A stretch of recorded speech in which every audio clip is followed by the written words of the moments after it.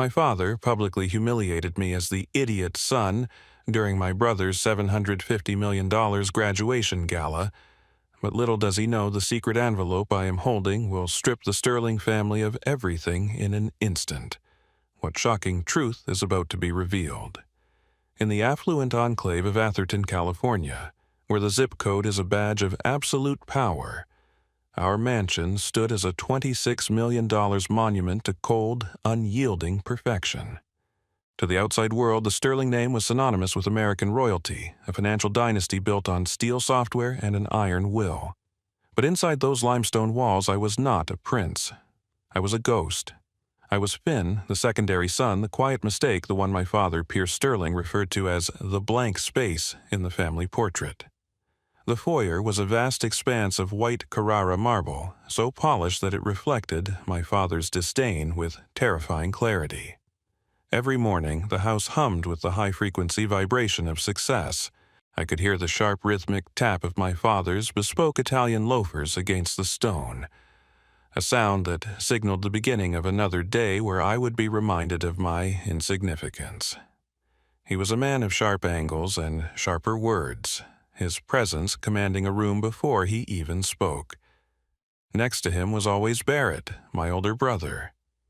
Barrett was the physical manifestation of the Sterling legacy, tall, athletic, and possessed of a smile that seemed to have been engineered in a laboratory to inspire confidence. The sensory contrast between our lives was staggering. Barrett's world was a symphony of accolades. I would listen to the sound of his arrogant, boisterous laughter echoing from the sunroom as he discussed his latest polo victory or his early admission to Princeton. It was a sound that felt like sandpaper against my skin. My world, however, was defined by the biting cold of that same marble floor as I performed the chores my father deemed appropriate for my limited capacity.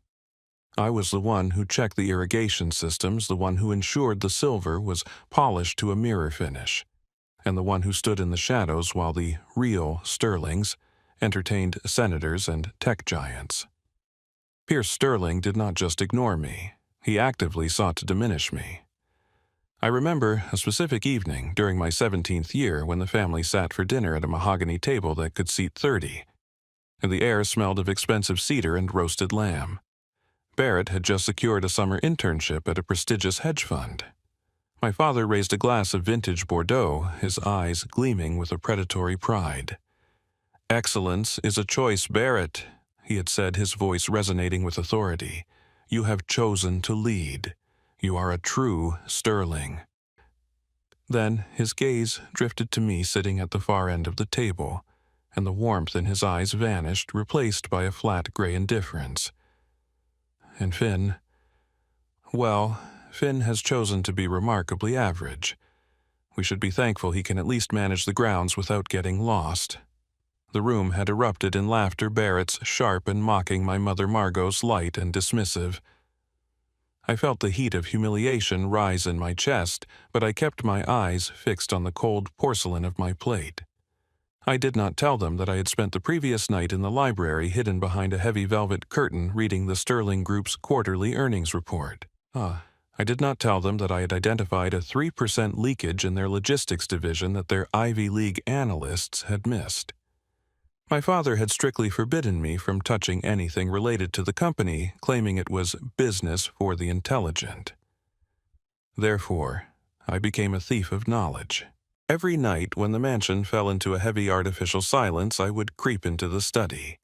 I would sit on the floor in total darkness, illuminated only by a small penlight, devouring every financial statement, every legal contract, and every merger proposal I could find.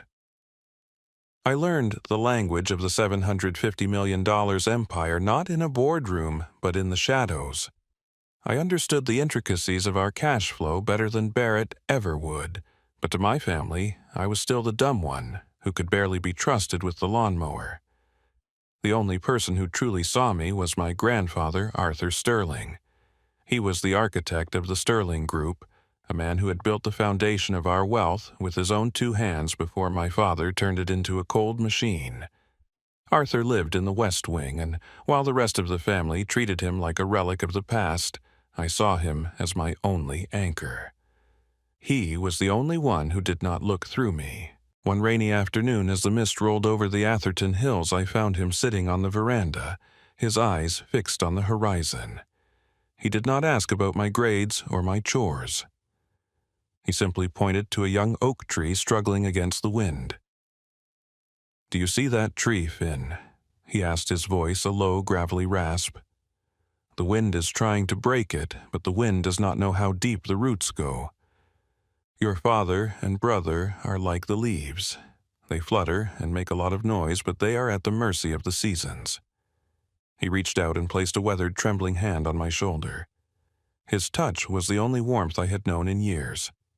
Never let their blindness become your reality. You carry a strength they cannot even comprehend because they have never had to fight for their own light. You are learning things in the dark that will serve you when the sun finally rises. I looked at him, wanting to believe, but the weight of my father's daily cruelty felt like a lead shroud. They will never let me out of the shadow." "Grandfather," I whispered. Arthur smiled, a slow, knowing expression that reached his tired eyes. "The shadow is where you grow strong, Finn. But remember this, the moment is coming.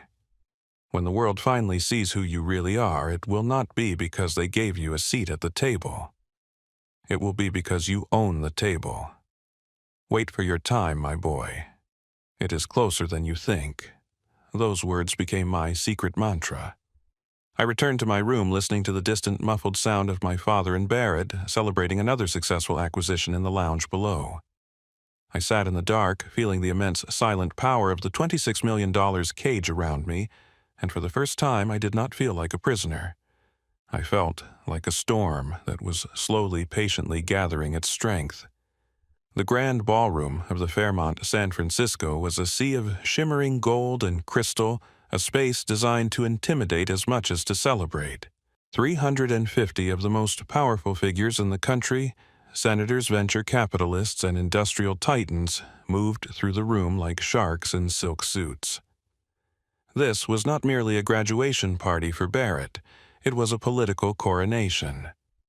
The air was thick with the scent of expensive lilies and the underlying ozone of raw ambition. I was not seated with my family. As the guests dined on Wagyu beef and drank champagne that cost more than my annual savings, I was positioned at a small circular table near the service entrance. My companions were not board members or dignitaries.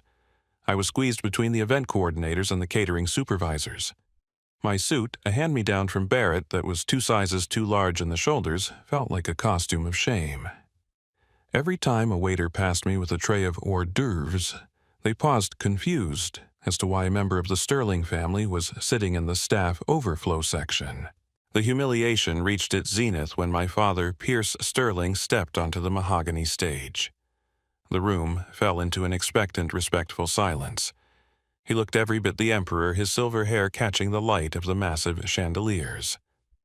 "Ladies and gentlemen," Pierce began, his voice booming with a confidence that demanded total submission. "Tonight, we celebrate more than an academic achievement. We celebrate the future of the Sterling Group. A legacy is only as strong as its successor, and I have spent 22 years cultivating the finest mind I have ever known." He beckoned Barrett to the stage. My brother walked up with a stride that suggested he already owned the earth and everything beneath it. The applause was deafening, a rhythmic thunder that seemed to shake the very foundations of the building. "Barrett has the vision, the Ivy League pedigree, and the sterling steel." Pierce continued, his hand resting proudly on Barrett's shoulder. "To mark this transition, I am officially naming him the Executive Vice President and heir apparent to the Sterling Group, a $750 million empire. And because a leader must move with both speed and elegance, his new Lucid Air Sapphire is waiting for him at the entrance." A giant screen behind them flickered to life, showing the sleek midnight blue electric supercar. The crowd erupted again. Amidst the cheering, my father's eyes scanned the room until they found me tucked away by the kitchen doors. A cold, mocking smirk played on his lips. He leaned into the microphone, his voice dripping with faux sympathy. "I also want to acknowledge my other son, Finn," Pierce said, causing 350 heads to turn towards the service table. Finn reminds us all of the importance of the supporting cast. While Barrett prepares to lead our global operations, Finn has shown a remarkable talent for staying out of the way. Every kingdom needs someone to watch the gates, even if they never quite understand how the palace works. Let us have a drink for Finn, our very own permanent underdog. The room filled with a chorus of polite, cruel titters. I felt the blood rush to my face, a heat so intense it felt like a physical burn. Barrett caught my gaze from the stage and raised his crystal flute in a mocking toast, his eyes glinting with a triumphant malice. I wanted to disappear through the floor, to flee into the cold San Francisco fog and never look back. As the music resumed and the guests returned to their whispered conspiracies, I sat frozen, my hands trembling beneath the tablecloth. It was then that I noticed him. A man in a charcoal suit, sharp and unremarkable in a way that suggested deep hidden authority, was weaving through the crowd. He did not look at the stage or the celebrities. His eyes were fixed solely on me. He stopped at my table, ignoring the startled looks from the catering staff. Without a word, he reached into his breast pocket and produced a thick, heavy white envelope. The paper was of a quality I'd only seen in my grandfather's private study, embossed with a wax seal that bore a signature I recognized instantly. The man leaned down, his voice a low, gravelly whisper that cut through the orchestral music. Your grandfather told me that when the wolves begin to howl, it is time for the lion to wake up. He said you would know what to do. Before I could ask a single question, the man turned and vanished into the crowd as if he had been a ghost. My heart hammered against my ribs like a trapped bird. With fumbling fingers, I broke the wax seal and pulled out the contents. There were several pages of legal parchment dense with the language of trusts, acquisitions, and irrevocable transfers. I skipped past the preamble, my eyes searching for the core of the document. I stopped breathing. The papers in my hand were not a letter of encouragement. They were a series of ironclad deeds and board resolutions signed and notarized 3 years ago by Arthur Sterling himself. My eyes blurred as I read the bolded text, irrevocable transfer of a controlling interest. I looked at the numbers, then back at the stage where my father was still basking in the glow of his own arrogance. I realized in that moment that the $750 million Empire Pierce had just given to Barrett did not belong to him to give. According to the documents in my shaking hands as of midnight tonight, every building, every subsidiary, and every cent of the Sterling Group belonged to me. I looked up, the sting of the humiliation suddenly replaced by a cold, crystalline clarity. The permanent underdog was holding the leash to the entire kingdom. I took a deep breath, clutching the envelope to my chest, and for the first time in my life I began to smile. I walked toward the stage. The sound of my oversized shoes hitting the floor was the only noise in a room that had suddenly gone cold. 350 of the most powerful people in California watched as the underdog approached the throne. I could feel their confusion, their pity, and their judgment pressing against me like a physical weight. As I reached the stairs, my father, Pierce Sterling, stepped forward to block my path. His face was a mask of controlled fury, his jaw set so tight I thought his teeth might shatter. "Finn, get back to your seat immediately," he hissed, his voice low enough for only the front rows to hear. "Do not do this. Do not destroy the one thing we have worked so hard to build." I did not stop. I stepped onto the platform, standing just feet away from the podium where my brother Barrett stood with a look of utter disgust. "Actually, Father," I said, my voice projecting through the microphone with a clarity that surprised even me, "I think the guests deserve to know the truth about the Sterling Group. They deserve to know who is actually prepared to lead." Margot, my mother, rushed to the stage, her face pale and her eyes filled with fake, shimmering tears. She turned to the crowd, her voice trembling with a rehearsed sadness. "Please, everyone, forgive our son. This is a private family tragedy. Finn has struggled with severe cognitive impairments and intellectual disabilities since he was a small child. He is not himself tonight." The room gasped. Pierce reached into his jacket and produced a leather-bound folder, holding it up for the front row guests to see. "We have kept this quiet to protect his dignity. Pierce announced, his voice booming with a dark authority. "This is a certified medical evaluation. It confirms that Finn lacks the mental capacity to handle his own affairs, let alone a corporation. He is undergoing a mental health crisis. Security, please remove him and take him to the waiting ambulance." It was a masterstroke.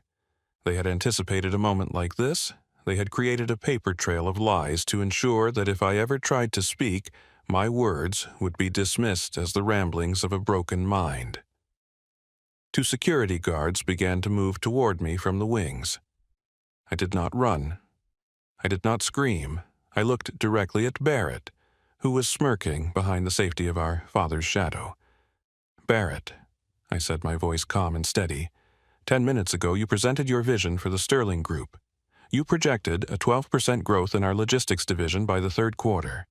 You claimed our expansion into the European market was fully funded through our domestic equity." The security guards paused, confused by the technical nature of my words. "But you failed to mention the 4% discrepancy in the warehouse audits in Memphis." I continued, stepping towards the center of the stage. "You overlooked the fact that our primary shipping partner is currently facing a liquidity crisis that will freeze our supply chain in 48 hours. And your European funding, it relies on a shell company that has been flagged for a tax audit. If you take over tomorrow, the Sterling Group will lose $60 million by the end of the week." The silence in the room was absolute. The titans of industry in the audience sat forward, their eyes narrowing. They recognized the language of a professional. They recognized the precision of my data. "How do I know this?" I asked, looking at my father. "Because while you were teaching Barrett how to order expensive wine, I was working in those warehouses. I was reading the ledgers you left on your desk. I was doing the work you were too arrogant to perform." "He is lying," Pierce shouted, his voice cracking. "He is delusional. Get him off this stage. The only person lying is you, Pierce." The voice came from the back of the ballroom. It was a sound like dry parchment, yet it carried the weight of a mountain. The crowd parted like the Red Sea as Arthur Sterling walked down the center aisle. He was not using his wheelchair. He was standing tall, his cane striking the floor with a rhythmic, undeniable power.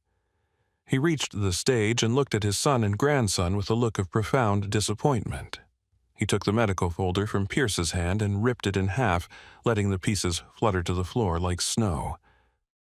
"I was present when you tried to bribe the family doctor to sign those papers, Pierce," Arthur said, his voice echoing through the silent hall.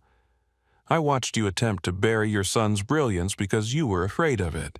You wanted a puppet like Barrett, someone you could control, but you forgot that I still hold the keys to this kingdom." Arthur turned to the audience, his hand resting on my shoulder. "Finn has been my eyes and ears for 5 years. He has worked every entry-level job in this company under an assumed name. He knows the heart of the Sterling Group because he has lived it. There is no cognitive impairment. There's only a father who was too blind to see the genius standing in front of him." My mother sank into a chair, her face buried in her hands. My father stood frozen, his empire crumbling in the light of the truth. Barrett's champagne glass slipped from his hand, shattering on the stage, the liquid spreading like a stain. "This is not a graduation party for Barrett," Arthur announced. "This is the first day of the new Sterling Group, and Finn is the one in charge." I looked out at the guests, and for the first time I did not see shadows. I saw a room full of people who were finally looking at me, not as a ghost, but as a leader. The murmurs in the ballroom reached a fever pitch. My father Pierce stood paralyzed, his face a grotesque shade of purple. He finally found his voice, though it was thin and desperate. "You are insane, Father. You are handing the keys to a boy who spent his summers washing dishes in greasy diners and stacking crates in dusty warehouses. He is a laborer, not an executive. He has no education, no refined training." Arthur Sterling stepped forward, the tapping of his cane echoing like a death knell for my father's ambitions. A cold, knowing smile spread across his face. "You always were obsessed with the surface, Pierce," Arthur said, his voice dripping with iron. "You thought you were punishing Finn by making him work those lowly jobs. You thought you were shaming him, but you were actually the one being deceived. Those jobs were never a punishment, they were a curriculum. The crowd leaned in, breathless. Barrett looked as though he were about to be sick. Every position Finn held over the last 5 years was a strategic placement, Arthur revealed, looking out at the stunned board members. When you sent him to that logistics warehouse in Memphis to learn humility, you did not realize that facility handles 60% of our global distribution. While Barrett was lounging on yachts in the Mediterranean, Finn was on the loading docks. He was learning how our supply chain actually functions. He knows the names of the foremen. He knows exactly why our shipping costs spiked last quarter because he saw the inefficiencies with his own eyes. I looked at my father. The realization began to dawn on him, a slow-motion car crash of his own making. When you forced him to work as a janitor at our server farms in Nevada, Arthur continued, Finn was not just mopping floors. He was sitting in the break rooms with our lead engineers. He was learning the vulnerabilities of our data infrastructure. He was discovering that our cooling systems were failing 3 years ahead of schedule, a detail your experts hidden in their fancy reports. This was the second twist that shattered the room. My family had treated my manual labor as a mark of my failure, a way to keep me out of the adult conversations. But in their arrogance, they had allowed me to infiltrate the very arteries of the Sterling Group. I was not just an heir, I was a mole in my own father's company, gathering intelligence that no board meeting could ever provide. I stepped toward Barrett, who was trembling. You spent 4 years at Princeton studying theories written by people who have never run a business. I said, my voice low and unwavering. You know how to read a balance sheet, Barrett, but you do not know how to read people. You do not know that the drivers in Memphis are planning a strike because of the new routing software you approved. You do not know that the engineers in Nevada are being headhunted by our competitors because they feel undervalued by leadership that does not even know their names. I turned to the audience, my gaze sweeping over the billionaires and the politicians. My brother knows the ivory tower. I know the foundation. He knows how to spend the profits. I know how to build them. A company is not a set of numbers on a screen.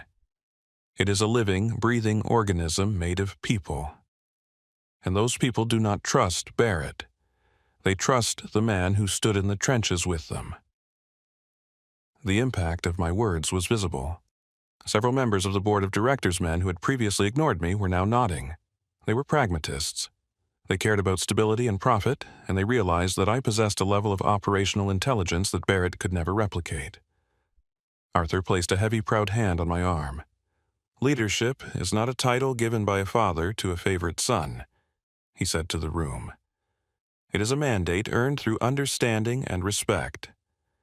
Pierce, you gave Barrett the crown, but I gave Finn the kingdom. And as of this moment, the workers at every Sterling facility have already been notified. They do not have to wonder who their new leader is. They already know him. The dumb one was gone.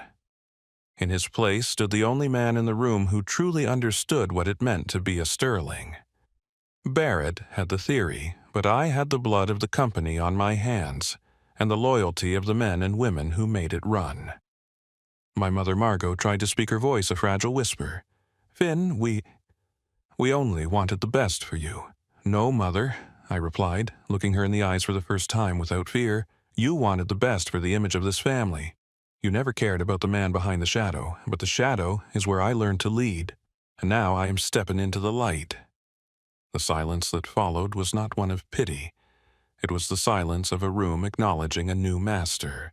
I felt the weight of the thick white envelope in my hand, the weight of the $750 million empire, and for the first time, it did not feel heavy. It felt like it belonged exactly where it was.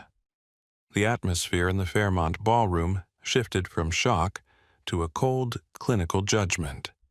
In the world of the American elite, cruelty is often tolerated, but incompetence and fraud are unforgivable sins. As the reality of the falsified medical records set in, the members of the board of directors, men and women who had built their reputations on due diligence, began to distance themselves from my father as if he were a sinking ship. One of the senior board members, a woman known for her ruthless pursuit of corporate integrity, stood up. Her voice was sharp and clear. "Pierce, you have not only attempted to defraud your own son, but you have also presented fraudulent documents to this board and our shareholders. That is a violation of your fiduciary duty. Your position as chairman is no longer tenable." The fallout was swifter than any of us anticipated. Within 72 hours, the legal team Arthur had secretly assembled moved with surgical precision. My father and Barrett were officially stripped of their executive powers. The perfect son, who had spent his life preparing for a throne he never earned, was left with nothing but his Ivy League degree and a brand new car he could no longer afford to maintain. They were forced to vacate the Atherton mansion, leaving behind the $26 million monument to their vanity. I remember the morning I officially stepped into the headquarters of the Sterling Group as the chief executive officer. I did not enter through the private executive garage. I walked through the front doors, the same doors used by the thousands of employees who kept the wheels of the empire turning. My first act was not to check the stock price or review the quarterly projections. Instead, I called a mandatory meeting in the main atrium. I did not want just the vice presidents there. I wanted the janitors, the security guards, the administrative assistants, and the junior analysts. I stood on a simple platform looking at the faces of the people who had been invisible to my father for decades. For years, the Sterling name stood for a hierarchy of arrogance, I told them. My voice echoing through the glass and steel. Under my leadership that ends today, we are moving our corporate offices out of the penthouse and onto the main floors. We will no longer reward those who speak the loudest. We will reward those who do the work that no one else sees.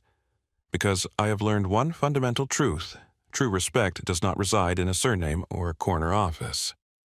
It resides in how you treat the person who has absolutely nothing to offer you in return. I implemented a bottom-up initiative where every executive was required to spend 1 week a year working in the warehouses or the server farms. I wanted them to feel the weight of the crates and the heat of the servers. I wanted them to understand that the $750 million on our balance sheet was built on the backs of human beings, not just algorithms. The Atherton mansion changed as well. It was no longer a cold, sterile museum. I opened the library to local students and turned the vast, unused wings into a foundation for vocational training. I wanted to create a place where people who had been told they were average could discover their own hidden brilliance. My father and Barrett moved to a modest apartment in the city, living off a small trust my grandfather had left them, enough to survive, but not enough to exert power. Sometimes I see my mother's name in the social columns trying to maintain the illusion of her old life, but the glitz has faded. They had built their lives on a foundation of mirrors, and when the mirrors broke, they found they did not know who they were without the reflection of their wealth. Standing on the balcony of the Sterling Group headquarters looking out over the San Francisco skyline, I often think back to the boy who sat in the dark with a penlight reading financial reports. I think of the dumb one who was told he would never amount to anything. To those of you who are watching this or listening to my story, I want to speak to you directly. Perhaps you are currently sitting in your own version of that dark library. Perhaps you are being overlooked, mocked, or told that your potential is limited by the labels others have placed upon you. Do not believe them. The greatest advantage you have is being underestimated. While they are blinded by their own reflected glory, you are growing strong in the shadows. You are gaining a perspective that they will never have because they have never had to struggle. Your resilience is a currency that is more valuable than any inheritance. Your worth is not a destination that someone else can grant you. It is a fire you build within yourself through every hour of unnoticed work and every moment of quiet persistence. Do not wait for them to give you a seat at the table. Build your own table. When the moment finally arrives for you to step into the light, do not do it to seek revenge. Do it to prove that the human spirit, when forged in silence and humility, is the most powerful force on this earth. My name is Finn Sterling. I was the forgotten son, the laborer, and the underdog. Today, I am the architect of my own destiny. And if I can crawl out from the shadows of a $26 million cage, then you can overcome whatever is holding you back. The truth of who you are is waiting to be revealed. Wait for your time, work in the silence, and when the sun finally rises, make sure you are ready to lead. Thank you for being a part of my journey. If this story resonated with you, share it with someone who feels invisible today. Let them know that their time is coming. Keep pushing, keep believing, and never let their blindness define your reality. How did Finn's journey resonate with you? Please share your feelings in the comments below. Your feedback is vital for me to improve future stories. If you found this meaningful, follow us for more inspiring and powerful content. Thank you for being part of our community and supporting us.